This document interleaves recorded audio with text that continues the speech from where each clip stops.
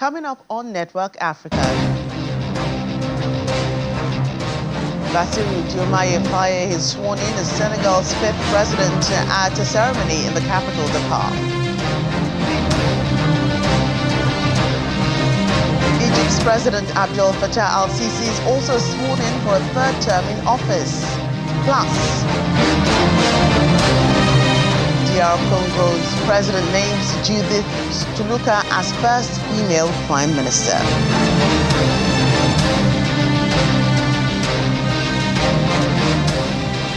Hello everyone, welcome to the program. I'm Joke Rogers here in Lagos. Bassirou Faye has been sworn in as president of Senegal at a ceremony in the capital, Dakar.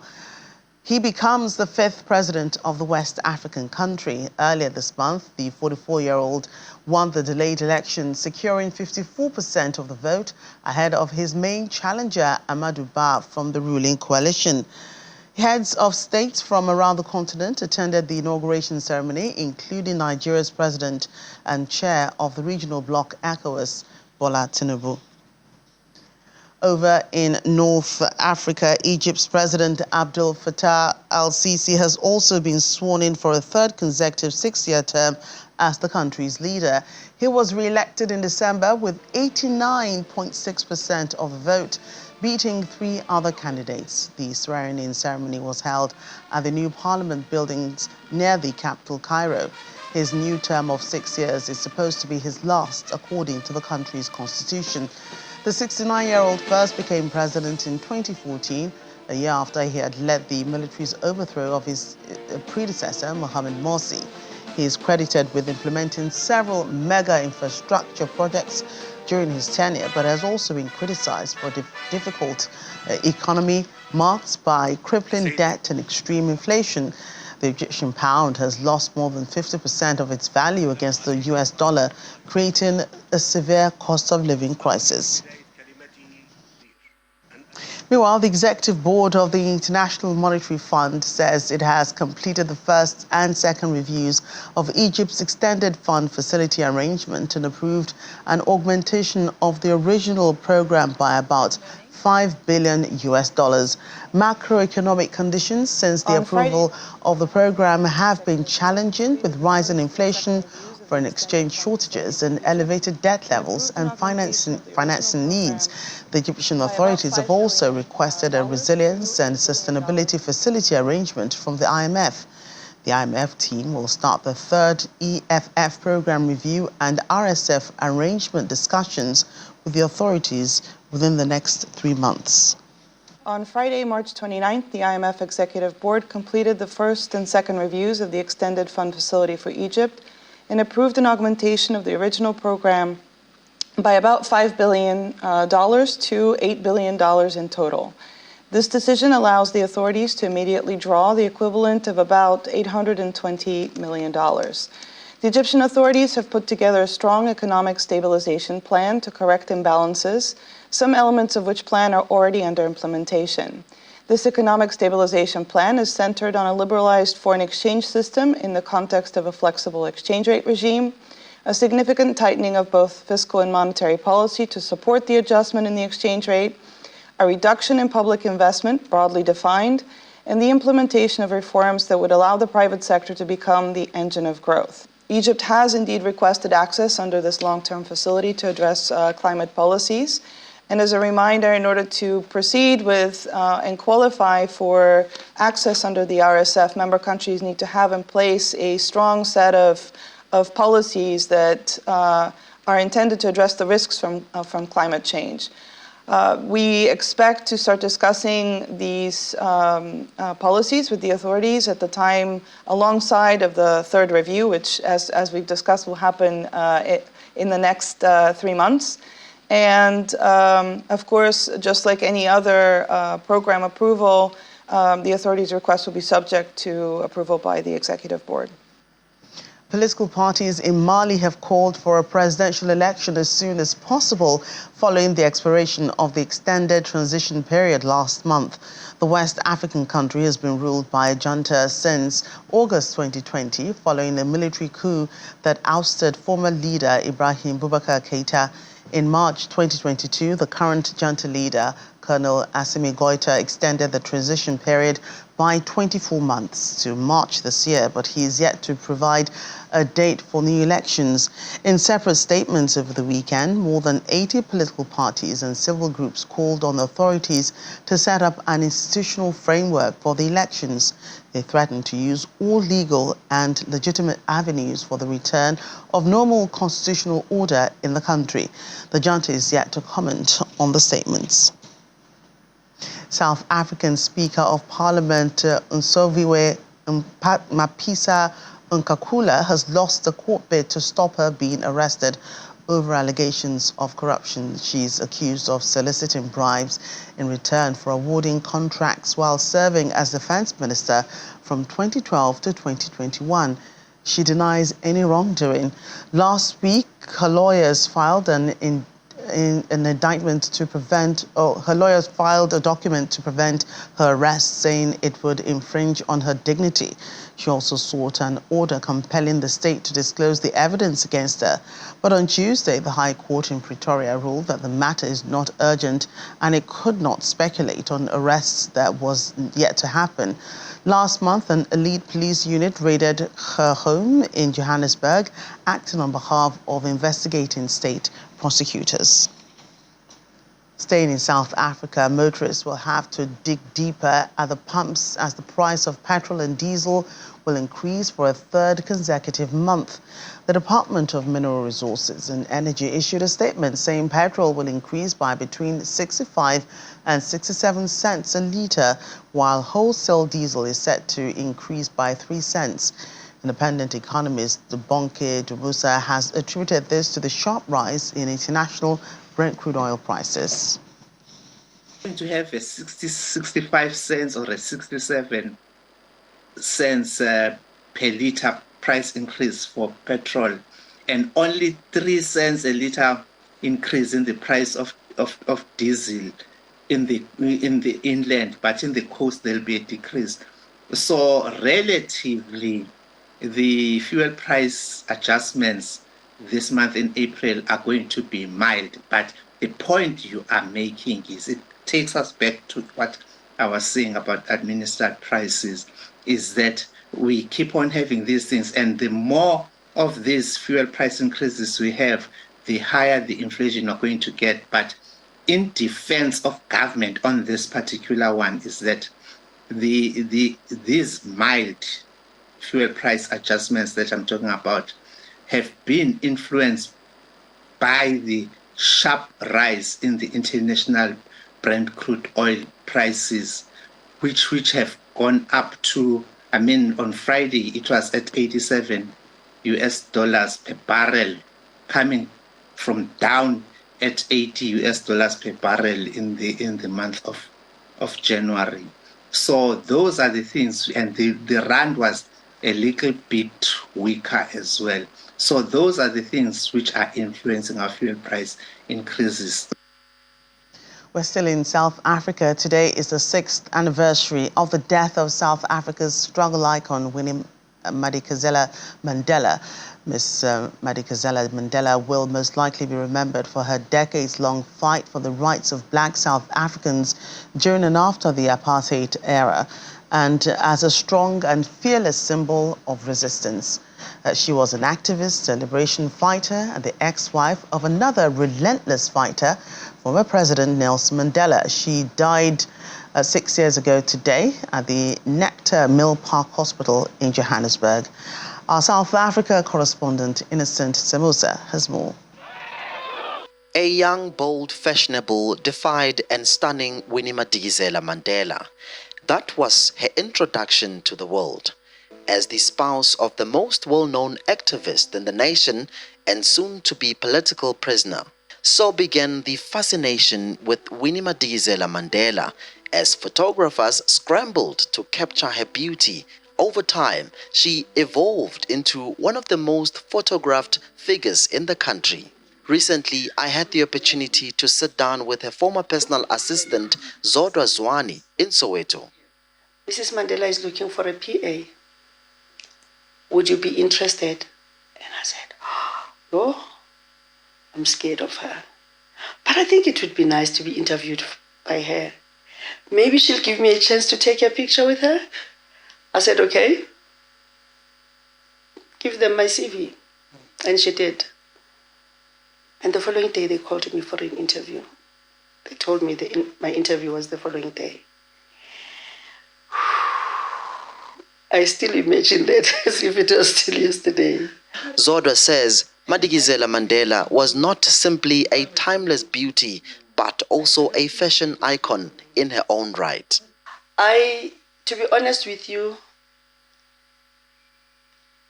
up until now, I still feel she has always been the best. When it comes to style and dressing, she was really the best. Then she would say, by the way, tomorrow we're going to that event, and what are we wearing? One time I was wearing this green and white one, and I think about 3 people said, wow, you look smart. And so when I got to the office, she said to me, probably people told you how smart you look with my dress. According to Zodwa, Winnie was a true Pan-African. We could talk about anything and everything, you see. So it's one of those things that made things easier for me. And I saw that motherly love for everybody, not for people in Soweto. People would come from everywhere.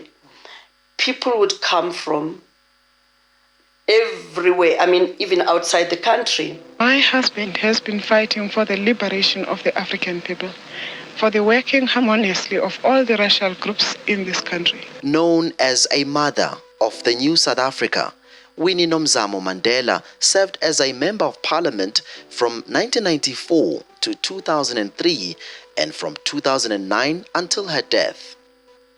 From Johannesburg, South Africa, Innocent Samosa, Channels Television News. Fond memories there. We'll move on to the Democratic Republic of Congo, where the President Felix Tshisekedi has appointed the first ever female Prime Minister, naming Planning Minister Judith Suminwa to the role. She is an economist, taking over as Prime Minister from Jean-Michel Sama Lokonde, following Mr. Tshisekedi's sweeping re-election as president on December 20th. Mr. Tshisekedi's inauguration for a second term in January kick-started a lengthy search for a majority coalition in the National Assembly, a key step before a Prime Minister could be named and a government formed. The new Prime Minister will be tasked with pushing the President's declared priorities of employment, youth, women and national cohesion for the nation of about 100 million people.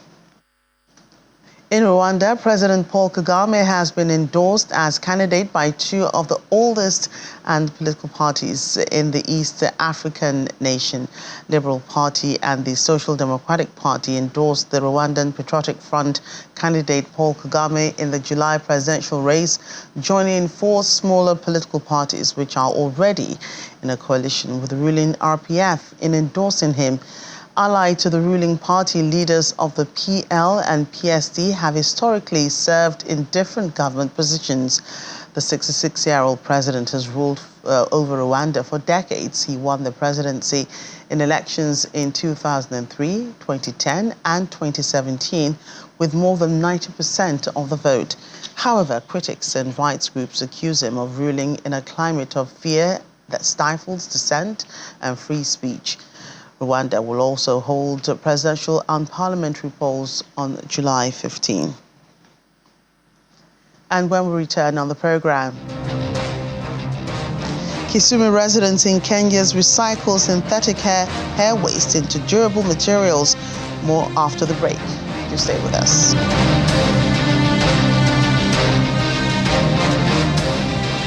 Welcome back. As part of her regular engagement with federal member states, the United Nations top official for Somalia has visited Puntland for discussions on the state's development and humanitarian needs and the political situation in the country.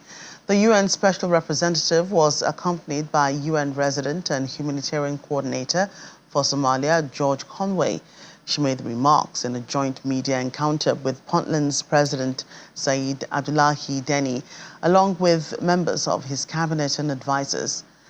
Ms. Katriana Ling reaffirmed the United Nations commitment to working with and in support of the government and the people of Puntland. We've just covered broadly two sets of issues. The first is around the development programme in Puntland, and I've seen the outline summary that the government's put together with the various pillars, which is very clear. I reassured the President that he has the support and the full commitment of the full UN family. Indeed, I have George Conway with me today, who is my deputy who leads on development and humanitarian. So, for example, we discussed the potential around fisheries that Puntland has with the longest coastline within Somalia. If Puntland can get to the point where it can meet international standards, fisheries could be a great export opportunity, as well as, of course, a source of nutrition and livelihoods domestically for the population. So many opportunities, but also many challenges. One of the challenges we've discussed is the recent cholera outbreak, which is very serious here in Puntland, and we, the UN, are scaling up our support to help the government tackle the cholera problem. Well, Kenya's largest public referral hospital has announced that it will dispose hundreds of unclaimed bodies currently at its morgue if family members will not collect them.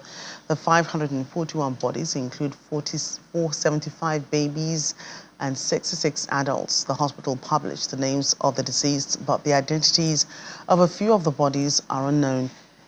The Kenyatta National Hospital and other public hospitals and morgues in Kenya frequently issue notices for relatives to collect unclaimed bodies. Bodies that remain uncollected after the grace period are often buried in mass graves. The bodies are usually of patients who die in hospital without the knowledge of their families. Some families also opt to abandon bodies of their loved ones in mortuaries when they cannot afford to clear their hospital or mortuary bills. Meanwhile, a community in the Kenyan city of Kisumu has found a way to clean up its environment. Women are making a living out of discarded hair extensions and natural hair waste. We'll take a look at how it's done in this next report. Kenyan women are cleaning up their surroundings, collecting, washing and weaving hair extensions they grabbed from the streets.